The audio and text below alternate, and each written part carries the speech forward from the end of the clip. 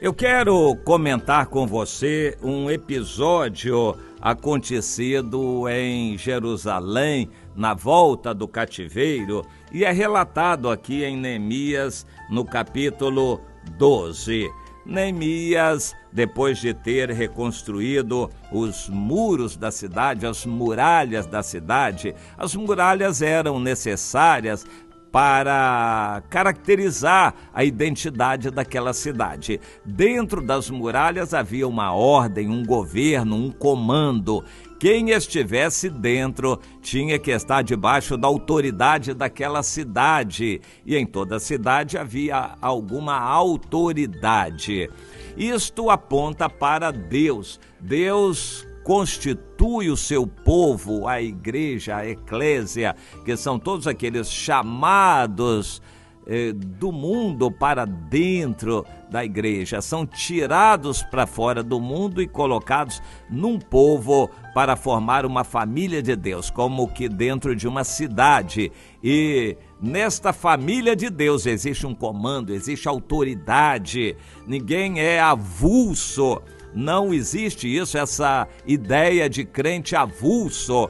Dentro da cidade, a autoridade de Deus. Deus é o rei no seu reino, Jesus é Senhor, ele manda, é a autoridade máxima, e em cada localidade, em cada lugar, há um grupo de pessoas que pertencem a este povo de Deus, ao reino de Deus, e estão debaixo de autoridade que também estão debaixo de autoridade maior que a autoridade de Jesus. Portanto, as cidades muradas da antiguidade são uma figura, um tipo bíblico dessa ideia de governo, de igreja, de corpo, de família. A Bíblia cita várias figuras de linguagem para caracterizar esta família de Deus que é a sua eclésia, a sua igreja.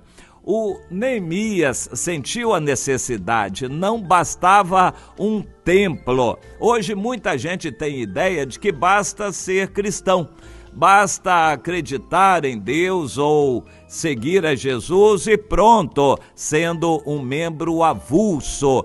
Segundo eles, não precisa fazer parte da família. A Bíblia condena peremptoriamente isto em Hebreus 10, 25. Não deixemos de nos congregar, não abandonemos uma congregação, não há essa possibilidade, porque todos nós somos humanos, nós continuamos a carregar a natureza humana e dependemos dos irmãos. Cada um depende dos irmãos para se firmar, se fortalecer. A ceia do Senhor só existe debaixo dessa ideia de que somos um corpo. Bem, antes de Neemias havia um templo. Em princípio seria suficiente, porque o templo era completo em si.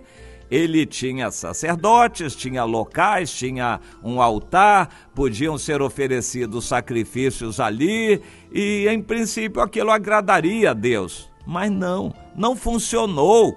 Não funcionou. Foi necessário que Neemias reconstruísse as muralhas da cidade para recuperar a identidade daquele povo. Só assim pôde haver um renascimento da nação judaica e que mais tarde até veio a conseguir independência na época dos Macabeus.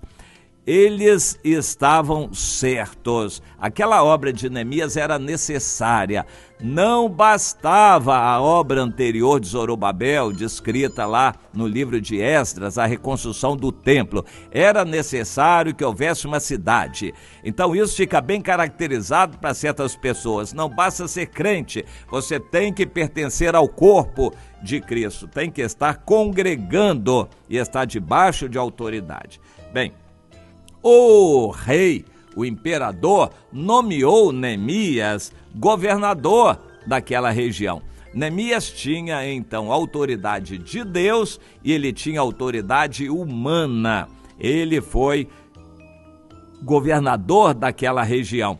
Como governador, ele colocou o povo para obedecer a lei de Deus.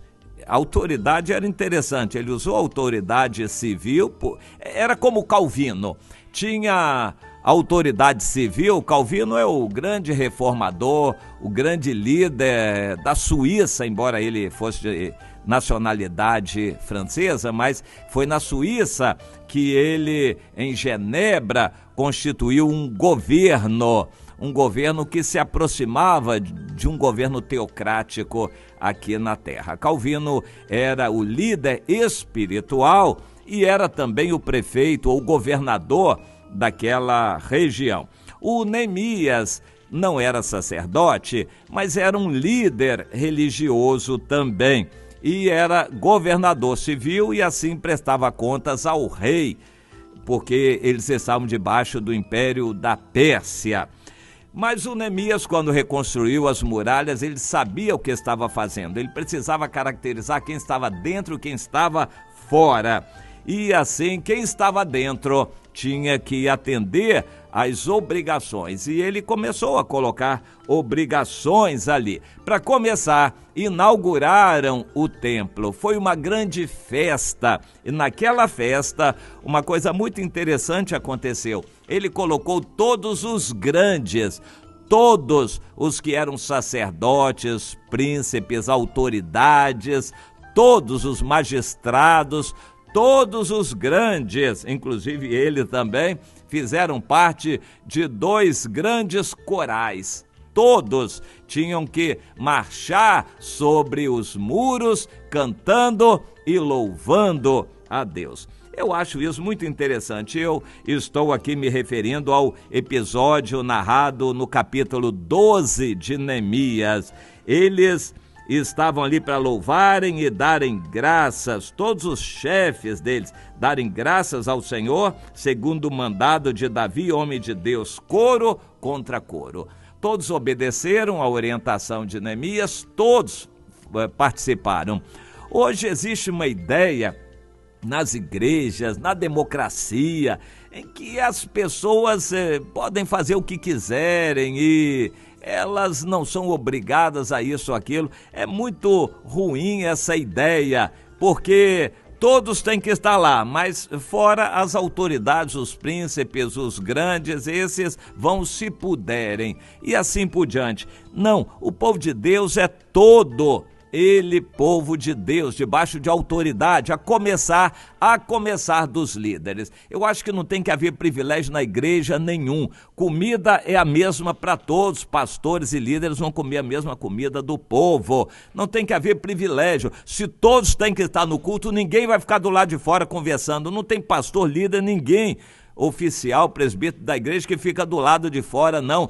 Todos têm que estar ali no culto. Se é para cantar, todos vão cantar e louvar a Deus e assim por diante. Os grandes têm que dar exemplo. Quem é líder tem que dar exemplo também. São lições que nós tiramos dali. O Neemias suou, teve muita dificuldade para colocar aquilo em prática, mas ele foi duro e Deus lhe deu graça para ser duro, como o Calvino foi em Genebra. O Neemias teve que ser duro, mas Deus honrou o seu trabalho. Foi um trabalho necessário, houve resultados, o povo entendeu, manteve a identidade israelita, isso foi essencial. O trabalho de Neemias foi muito importante e essencial na obra de Deus, na construção daquela história que serve de lição para nós também hoje. Vamos aprender essas lições na nossa vida, meu irmão, minha irmã.